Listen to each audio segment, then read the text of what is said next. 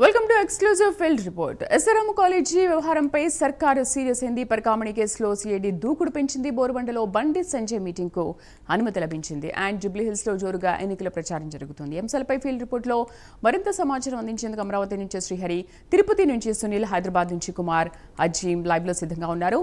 ముందుగా అమరావతికి సంబంధించిన న్యూస్ చూద్దాం. ఎస్ఆర్ఆర్ఎం కాలేజ్ వ్యవహారంపై సర్కారు సీరియస్ అయింది. గుంటూరు కలెక్టర్ తమీం అన్సారియా అధ్యక్షతన కమిటీని ఏర్పాటు చేసింది. సభ్యులుగా sub collector Sanjana Sinha, DMHO Vijayalakshmi, ఆర్డీఓతో పాటు 6 సభ్యులు ఉన్నారు. వర్సిటీ క్యాంటీన్ను అధికారులు పరిశీలించారు. గత నెల 29 నుంచి ఈ నెల 4 వరకు 300 మంది విద్యార్థులు అస్వస్థతకు గురయ్యారు. ఇక పూర్తి సమాచారం కరెస్పాండెంట్ శ్రీహరి అందిస్తారు. శ్రీహరి, దీనిపైన ప్రభుత్వం కూడా చాలా సీరియస్ అయింది. ఎటువంటి యాక్షన్ తీసుకోనుంది?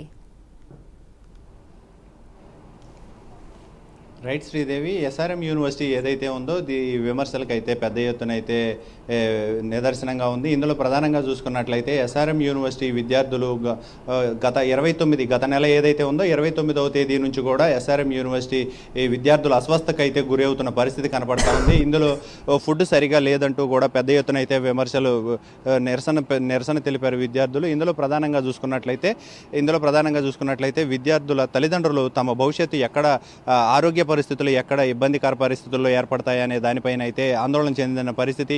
ఈ నేపథ్యంలోనే గత రాత్రి కూడా విద్యార్థులు అయితే పెద్ద ఎత్తున నిరసన చేపట్టారు. ఇది ప్రభుత్వం సీరియస్గా తీసుకోవడంతో దీనిపైన అయితే నివేదిక ఇవ్వాలంటూ కూడా ప్రభుత్వం సీరియస్గా తీసుకుంది.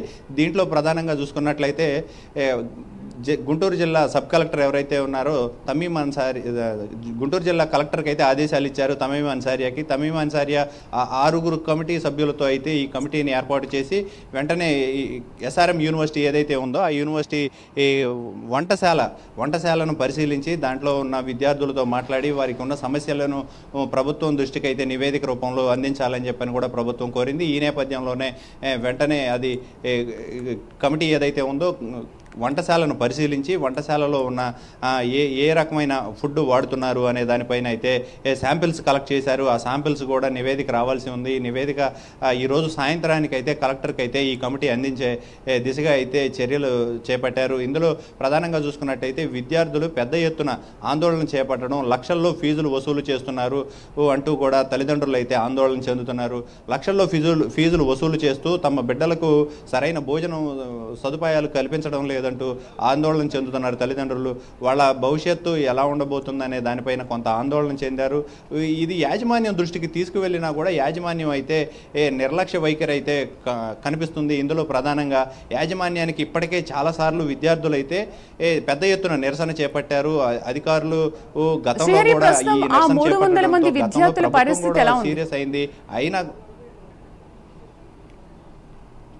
ప్రస్తుతం అయితే వాళ్ళకు ఉన్న ఏదైతే ప్రాథమిక చికిత్స కేంద్రాలయం ఉందో దాంట్లోనే వాళ్ళకి ట్రీట్మెంట్ అందించడం అలాంటివి చేయటం వల్ల ఇది బయటకు అయితే పెద్దగా ఎక్స్పోజ్ అవ్వలేదు. కొంతకాలం గడిచిన ఒక వారం క్రితం అయితే ఇది ఎక్స్పోజ్ అవడంతో ఇప్పుడు ప్రస్తుతం అక్కడ ఉన్న విద్యార్థులు కొంతమంది అస్వస్థత నుంచి అయితే కొంత కోలుకున్న పరిస్థితి కనపడతా ఉంది. వాళ్ళందరినీ కూడా ఇంటికి పంపించి ఈ యాజమాన్యం ఇంటికే పంపించింది డైరెక్ట్గా.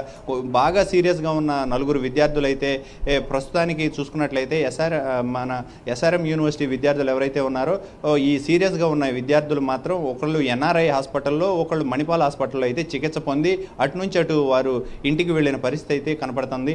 ఇందులో ప్రధానంగా చూసుకున్నట్లయితే ఈ విషయాన్ని ఎక్కడైతే బయటికి వెల్లడిస్తారో విద్యార్థులు అని చెప్పని వాళ్ళ మీద కఠినమైన చర్యలు తీసుకుంటామని చెప్పని కూడా యాజమాన్యం బెదిరింపులకు పాల్పడటంతో విద్యార్థులంతా భయాందోళన చెందడం, అదేవిధంగా ఈ విషయాన్ని తమ తల్లిదండ్రులకు చెప్పుకోవడం, తమ తల్లిదండ్రులు తమ బిడ్డల భవిష్యత్తు ఎక్కడ పాడైపోతుందో అనే భయాందోళనతో అయితే విద్యార్థులు తల్లిదండ్రులు ఉన్నట్టు పరిస్థితి కనపడతా ఉంది. దీని మీద అయితే ప్రభుత్వం సీరియస్గా తీసుకొని వెంటనే దీనిపైన తగిన చర్యలు చేపట్టాలంటూ జిల్లా అధికారులకైతే ప్రభుత్వం అయితే ఆదేశాలు ఇచ్చింది. ఈ నేపథ్యంలోనే జిల్లా కలెక్టర్ తమీం అన్సారియా ఎవరైతే ఉన్నారో, ఈ సిన్హా డిప్యూటీ కలెక్టర్ ఎవరైతే ఉన్నారో వీళ్ళందరూ కూడా కమిటీ ఆధ్వర్యంలో ఫుడ్ సేఫ్టీ అధికారులు, అదేవిధంగా డిఎంహెచ్ఓ ఇందాక మీడియాతో మనతో మాట్లాడుతూ కూడా Prime 9తో ఎక్స్క్లూజివ్గా మాట్లాడుతూ కూడా ఆమె ఒక మాట చెప్పారు.